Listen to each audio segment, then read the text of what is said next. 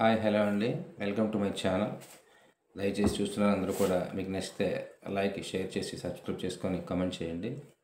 ఇంక మ్యాటర్లోకి వెళ్తే ఇంకా కామెడీకి పరాకాష్ట. మన దగ్గర ఏదైతే లేదో అదే గొప్పగా ఉందని చెప్పుకోవడంలోని వైఎస్ఆర్సీపీ నాయకుడు అధ్యక్షుడు జగన్మోహన్ రెడ్డికి మించిన నేత లేడని నేను అనుకుంటున్నానండి.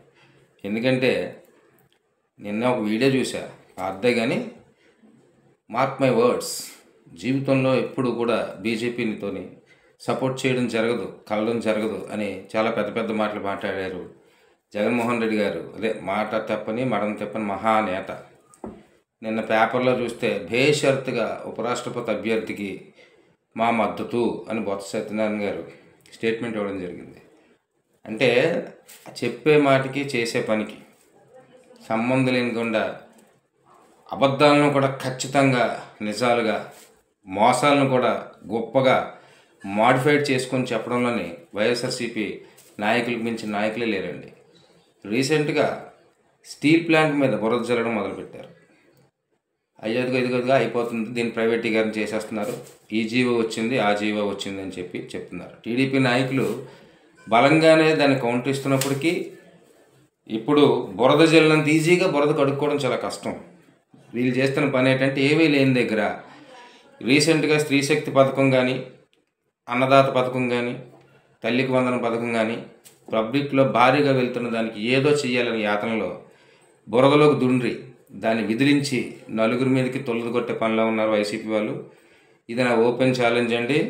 మీరన్న మాటే వాస్తవం అనుకుంటే, నిజంగా మీ మాట మీద మీకు ఖచ్చితంగా ఉండి స్టీల్ ప్లాంట్ ప్రైవేటైజేషన్ చేస్తున్నది కూటమి గవర్నమెంట్ అని మీరు అంత బలంగా ప్రజలను నమ్మించే ఉద్దేశం మీకున్నప్పుడు, మీ మాటలో ఏమాత్రం నిజాయితీ ఉన్నా మీకు ఈరోజు ఎన్డీఏకి ఎందుకు మద్దతు ఇస్తున్నారు?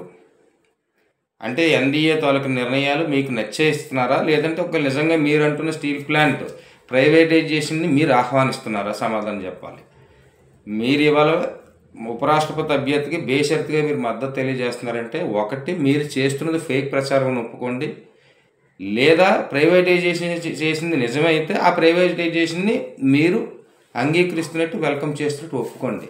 రెండిట్లో ఏదో దానికి సమాధానం చెప్పి మీరు బురద చల్లే కార్యక్రమం చేస్తే ప్రజల నుంచి మీకు ఏ రేంజ్లో వ్యతిరేకత వస్తుందో మరోసారి ప్రస్ఫుటం అవుతుంది.